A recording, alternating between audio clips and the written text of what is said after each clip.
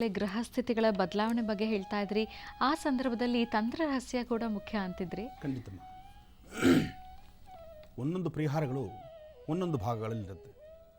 ಪರಿಹಾರ ನಾವು ಯಾವ ಕ್ರಮದಲ್ಲಿ ಮಾಡ್ಕೊಳ್ತೀವೋ ಅದೇ ಕ್ರಮದಲ್ಲಿ ಕಾರ್ಯಸಿದ್ಧಿಯೂ ಇರುತ್ತೆ. ಒಟ್ಟಾರೆ ಹೇಳಬೇಕಂದ್ರೆ ವ್ಯಕ್ತಿ ತಾನು ಏನೆಲ್ಲ ಮಾಡಿದ್ರು, ಹೇಗೆಲ್ಲ ಮಾಡಿದ್ರು, ಮಾಡುವಂತಹ ಕೈಂಕರ್ಯಗಳು ಶ್ರದ್ಧಾಭಕ್ತಿಯಿಂದ ಇರಬೇಕು. ಜೊತೆಗೆ ಧರ್ಮ ಮಾರ್ಗದಲ್ಲಿರಬೇಕು. ಧರ್ಮ ಮಾರ್ಗದಲ್ಲಿ ನಾವು ನಡೆದಾಗ ಖಂಡಿತವಾಗಲೂ ಕಾರ್ಯಸಿದ್ಧಿನೇ. ಕೆಲವೊಂದಕ್ಕೆ ನಾವು ಎಷ್ಟೇ ಅನುಷ್ಠಾನ ಮಾಡಿದ್ರು, ಎಷ್ಟೇ ತಂತ್ರಸಾರವಾಗಿದ್ದರೂ, ಎಷ್ಟೇ ನಾವು ಎಲ್ಲ ಪೂಜೆ ಪುನಸ್ಕಾರಗಳು ಮಾಡ್ತಿದ್ದೀವಿ, ಯಾಕೋ ನಮ್ಮ ಕೆಲಸ ಕಾರ್ಯಗಳಲ್ಲಿ ಪ್ರಗತಿ ಕಾಣ್ತಿಲ್ವಲ್ಲ ಅನ್ನೋಂಥವರು ಇದ್ದಾರೆ. ಅಂದರೆ ಪ್ರತಿಯೊಂದು ರಾಶಿ ನಕ್ಷತ್ರಕ್ಕೂ ಸಂಬಂಧಪಟ್ಟಂಗೆ 4 ಪಾದಗಳಿದೆ. ಮೊದಲನೇ ಪಾದ, 2ನೇ ಪಾದ, 3ನೇ ಪಾದ, 4ನೇ ಪಾದ. ಹಾಗೆ ನಕ್ಷತ್ರಕ್ಕೂ ಮತ್ತು ರಾಶಿಗಳಲ್ಲಿರ್ತಕ್ಕಂಥ 4 ಪಾದಗಳಲ್ಲಿ ಲಾಭ ನಷ್ಟ ಅಂತಕ್ಕಂಥದ್ದು, ಸುಖ ದುಃಖ ಅಂತಕ್ಕಂಥದ್ದು ಸರಿಸಮಾನವಾಗಿರುತ್ತೆ.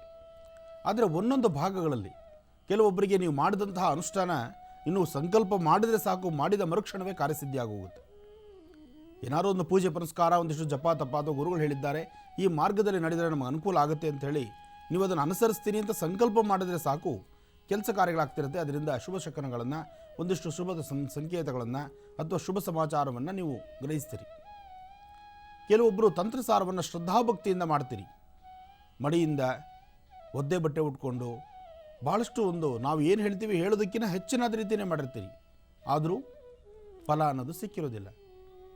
ಆ ಫಲ ಸಿಗಲಿಲ್ಲ ಅಂತ ನೀವು ಅಂದ್ಕೊಂಡಿದ್ದೀರಿ. ಆದರೆ ಖಂಡಿತ ನಿಮ್ಮ ಅಕೌಂಟಲ್ಲಿ ನೀವು ಮಾಡಿರುವಂತಹ ಸೇವಾ ಫಲ ಏನಿದೆ ಅದು ಬಂದು ಇದ್ದಿರುತ್ತೆ.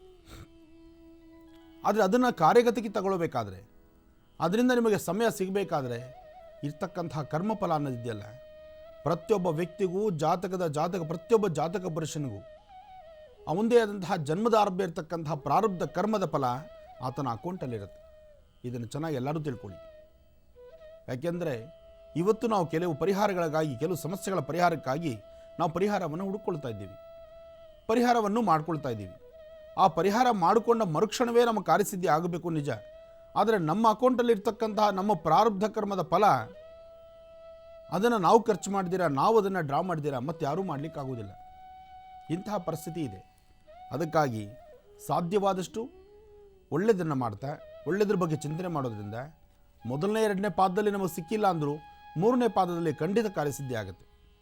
ಹಾಗೆ ಕೆಲವೊಬ್ಬರಿಗೆ ಒಂದು 4-5 ದಿವಸ ಆದ ನಂತರ, ಅಂದರೆ ಅವರು ಮಾಡಿರೋಂಥ ಅನುಷ್ಠಾನ ಒಂದು 4-5 ದಿವಸ, 4-5 ತಿಂಗಳು, 1 ವರ್ಷ ದಾಟದ ಮೇಲಾದರೂ ಅದರ ಫಲ ಖಂಡಿತ ಸಿಗುತ್ತೆ. ಆದರೆ ನೀವು ಮಾಡಿದಂತಹ ಅನುಷ್ಠಾನದ ಫಲ ನನಗೆ ಸಿಗಲಿಲ್ಲ ಅನ್ನೋದು ಮಾತ್ರ ಅದು ಸುಳ್ಳಿನ ಮಾತು.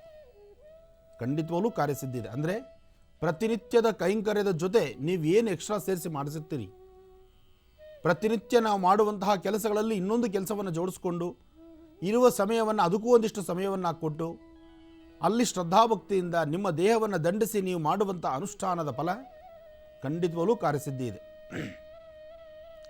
ಆದರೆ ಆ ಸಿದ್ಧಿಪಡಿಸ್ಕೊಳ್ಳೋದು, ಆ ಸಿದ್ಧಿ ನಮಗೆ ಕಾರ್ಯಕ್ಕೆ ಬರಬೇಕಾದ್ರೆ, ಕಾರ್ಯಗತಕ್ಕೆ ನಾವು ಸಿಗಬೇಕಾದ್ರೆ ನಮ್ಮ ಪಾದಗಳಲ್ಲಿ, ಅಂದರೆ ನಮ್ಮ ಜನ್ಮದಾರ್ಭ್ಯ ಇರ್ತಕ್ಕಂಥ ಕರ್ಮಫಲ ಜೊತೆಗೆ ಆ ಸನ್ನಿವೇಶದಲ್ಲಿರ್ತಕ್ಕಂಥ ಗ್ರಹಸ್ಥಿತಿಗಳು ಜೊತೆಗೆ ನಾವು ನಡೀತಕ್ಕಂಥ, ನಾವು ಹಾಕುವಂಥ ಹೆಜ್ಜೆಯ ಒಂದಿಷ್ಟು ಕುರುಹುಗಳು, ಇವೆಲ್ಲವೂ ಸಹಿತ ಆಧಾರವಾಗಿ ನಮಗೆ ಒಳ್ಳೆಯದು ಕೆಟ್ಟದ್ದು ಅಂತಕ್ಕಂಥದ್ದು ಬರುವಂಥದ್ದು. ಕೈಮಾ ಲಿವರ್ ಚಕ್ಕಣ ಮಾಡುವ ವಿಧಾನ: ಒಂದು ಬಾಣಲಿಗೆ ಎಣ್ಣೆ, ಈರುಳ್ಳಿ ಹಾಕಿ ಹುರಿದು ಶುಂಠಿ ಬೆಳ್ಳುಳ್ಳಿ ಪೇಸ್ಟ್, ಅರಿಶಿನ, ಪುದೀನ, ಕೊತ್ತಂಬರಿ ಸೊಪ್ಪು, ಲಿವರ್, ನೀರು, ಬೇಯಿಸಿದ ಕೈಮಾ, ಟೊಮ್ಯಾಟೊ ಪ್ಯೂರಿ, ಗರಂ ಮಸಾಲ, ತುಪ್ಪ ಮುಚ್ಚಳ ಮುಚ್ಚಿ ಬೇಯಿಸಿ. ಈಗ ಕೈಮಾ ಲಿವರ್ ಚಾಕಣ ಸವಿಯಲು ಸಿದ್ಧ. ನಮ್ಮ ಇವತ್ತಿನ ಕಾರ್ಯಕ್ರಮದಲ್ಲಿ GFC ಖ್ಯಾತಿಯ ಕೃಷ್ಣಪ್ಪ ಅವರು ಒಳ್ಳೆ ಚಾಕ್ನವನ್ನ ಮಾಡಿ ಕೊಟ್ಟಿದ್ದಾರೆ. ಹೆಂಗಿದೆ ಅಂತ ಎಲ್ಲ ಹೇಳಕ್ಕಾಗಲ್ಲ, ನೀವು ಮಾಡ್ಕೊಂಡ್ರೆ.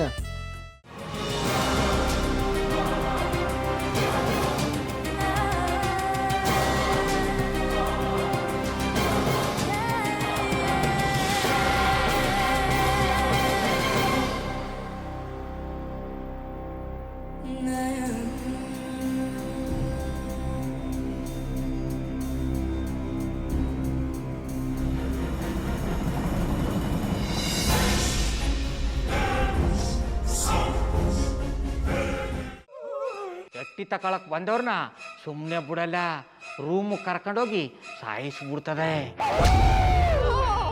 ರೂಮಿಗೆ ಕರ್ಕೊಂಡೋಗಿ ಯಾಕೆ ಸಾಯಿಸ್ತಾಳೆ? ಯಾಕಂದ್ರೆ ಅದು ಅವಳು ಪ್ರಿಯಕರನ್ ಸಾಯಿಸಿದ ಜಾಗ, ಅದಕ್ಕೆ ಅಲ್ಲಿಗೆ ಕರ್ಕೊಂಡೋಗಿ ಸಾಯಿಸ್ಬಿಡ್ತದೆ. ಈ ಮನೇಲಿ ದೆವ್ವ ಇದೆ ಅಂತ ಭಾಸ್ಕರ್ ಅವ್ರು ನನ್ಗೆ ಹೇಳೇ ಇಲ್ಲ. ಅವ್ರ ಹಟ್ಟಿಲಿ ವಾಸ ಆಗಿದ್ರೆ ತಾನೇ ಹೇಳಕ.